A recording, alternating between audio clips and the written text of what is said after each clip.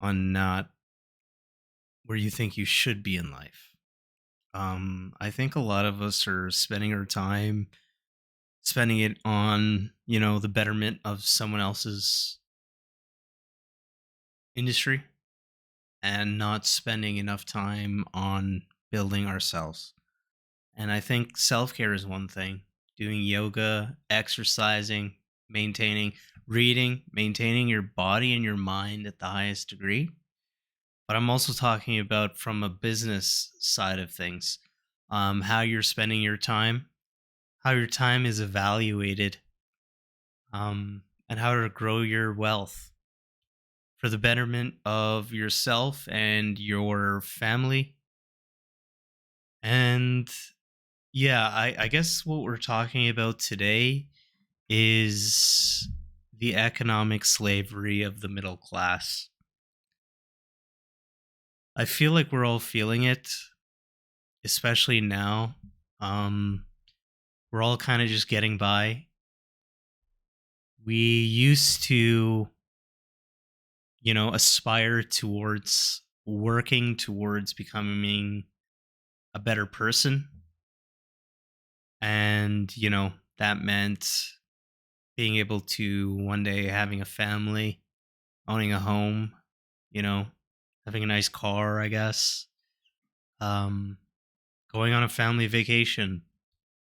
And I think now more than ever in the Western world, we're feeling like we're really just crunching our peanuts, and we're getting really mad at the upper class and the elitists, the ruling class, the people that are, signing our checks, but we're all really suffering in that silence because we feel like nothing can be changed. So I guess through education, I'm thinking maybe hopefully one thing can change and we can figure out this how can I say enigma. The economic slavery of the middle class. Is this a new thing? And what do I mean by this question? Slavery. I'm thinking let's pull some of these words out and really figure out where they're coming from. So, where did this word come from? And what do we know about slavery? What we think about when we're thinking about slaves, we're thinking about, you know, you purchase someone, right? So you're purchasing someone. So now you're entitled to their ownership. So it's ownership, right? So it's partial ownership or full ownership over someone. And that's been banned, right? You're not longer allowed to straight up own someone, right? You can't own anyone anymore, but you can still employ people. And those people, if you sign NDAs, you can't say shit about them. Or, you can be let go and mistreated. And we all really know that. So that we're not really, let's not fight over those semantics here. Like, I understand we're well within the bounds of when you ask someone to, you know, work for them or exchange their time. Sorry, that's pink. Exchange their time um, for something. So now that kind of bartering system has been changed into wealth. It's been changed into paper or plastic, depending on where you are, or silver, any kind of currency that has value to it. So your time and your skills are being traded for this coin. Okay, we're all well aware of that. Whereas being a slave, you didn't get a coin, right? You just had to go to work. You busted your back, and you didn't get the coin at the end of the day. So now we're all getting the coin at the end of the day. Okay, so we can make that clear distinction that that's not the type of slavery I'm talking about here. What I mean by slavery is what we're going to get into after the fact. But first, let's understand what the middle class is. The middle class is something that was kind of invented recently, I believe, if my history, the Industrial Revolution, you know, really kicked this off. The birth of the middle class, from what I understand, right? These were people, these were average people. These were average people that can afford a home, right? So now you can get a house, right? A nice house. You can have a nice, stick family, right? You got a little stick kid, a little stick baby, and like a little nice baby mama, like a little sweet tang over here. That's good. That's good, right? Rosita is what we call her.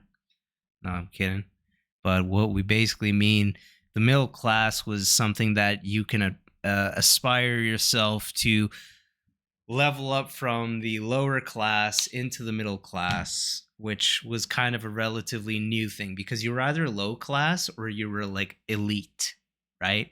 And the American Revolution and the Industrial Revolution created the middle class, and most of us are sitting in that spectrum, the middle class spectrum, where we used to exchange our time and skills for something of actual value so that we can better ourselves and better our families by owning things, by building relationships with others. And now those things have been stripped away from the middle class. And that's where I'm starting to get into this, back to this slavery thing. So it's really semantics here, right? The economic slavery of the middle class.